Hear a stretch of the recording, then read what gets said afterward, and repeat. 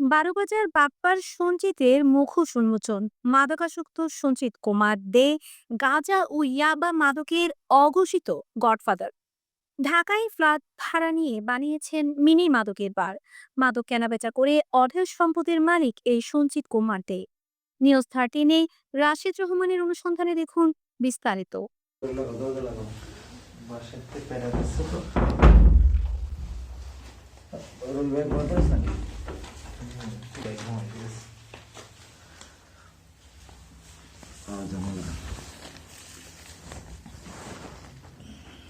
বারোবাজার কালীগঞ্জের একাধিক সম্মানিত মানুষের নামে ফেসবুকে মিথ্যে বানোয়াট ভিত্তিহীন প্রোপাগান্ডা ছড়িয়ে চাঁদাবাজি করাও সঞ্জিতের দ্বিতীয় পেশা।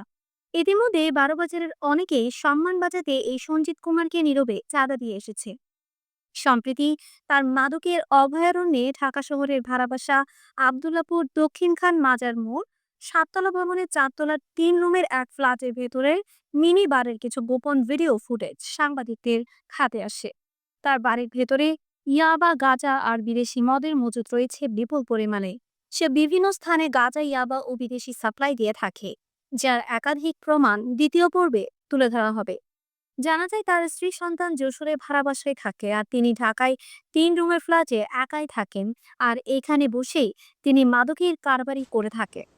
ঝিনাইদহের কালীগঞ্জ বারোবাজার এলাকার স্থানীয়দের দাবি, এই বাটপার মাদকাসক্ত মাতাল মাদক ব্যবসায়ীকে অনতিবিলম্বে গ্রেফতার করে যথাযথ তদন্তে সাপেক্ষে জেল হাজতে প্রেরণ করা হোক।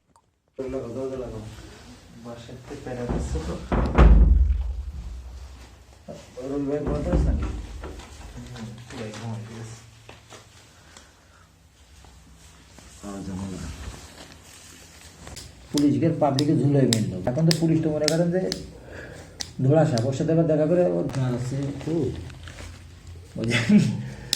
কালকে নিউজটা দেখলাম কুষ্টিয়ার ওই রেল ক্রসিং 2 মহিলা পার হবে, পুলিশ বাধা দিয়েছে, সিগন্যাল পড়ে গেছে।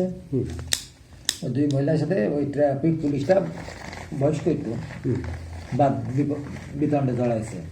সিসিটিভিতে কিন্তু ওই ফুটেজটা চলছে, আমি দেখছি। এক মহিলা জুতো খুলে আয় মা, তার মানে পুলিশ কত ভেলকা হয়ে গেছে। ইয়ে নাই তো, মেনশন তো নাই। গাড়ি খাবেন না?